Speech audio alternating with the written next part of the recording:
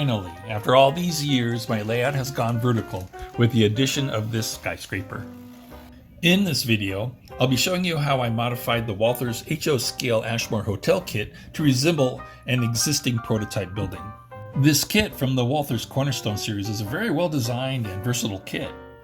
It can be built as a left-hand building, a right-hand building, a double-wide building, a double-tall building, a triple-tall building, an early 20th century building, a mid-20th century building, or a modern-era building. And how to do that is all right there in the instructions.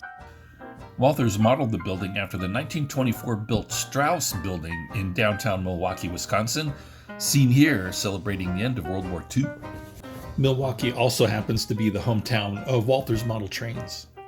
The Strauss building still stands today at 710 North Old World 3rd Street and West Wisconsin Avenue and is currently a Marriott Fairfield Inn and Suites.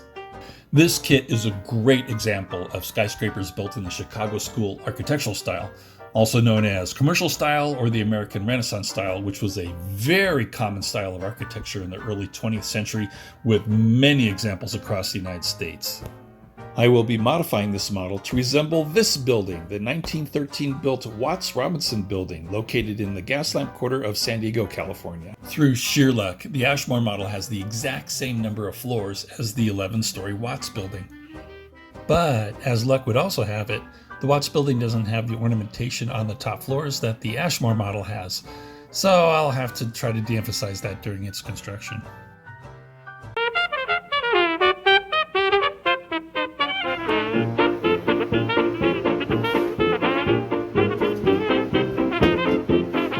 This kit comes molded in 3 colors, a concrete color for the base and roof, as well as some of the ornate details,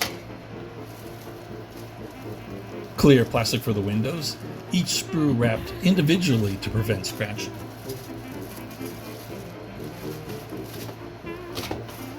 Lots of windows. A nice brown color is used for the doors and window frames. The doors and windows being cast separately from the walls is very convenient should you want to paint them a different color.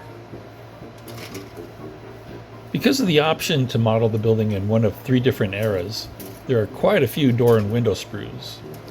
But this will come in handy for me later when I'm fabricating a foyer/lobby shop. And finally, the walls for this building are cast in this clean, pleasing ivory color.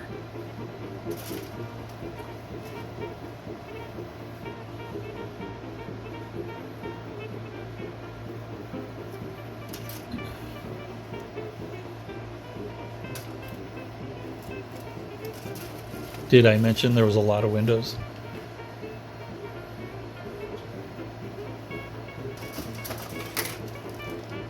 And for the final touch, curtains for all those windows.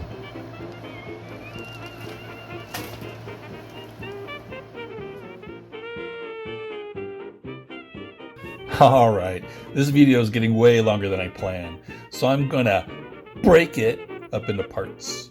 In the next installment, before we paint and assemble this building, I'm going to make a few modifications to help it look a lot more like the Watts building. So come back for the next episode and we'll keep this project rolling. Alright, see ya.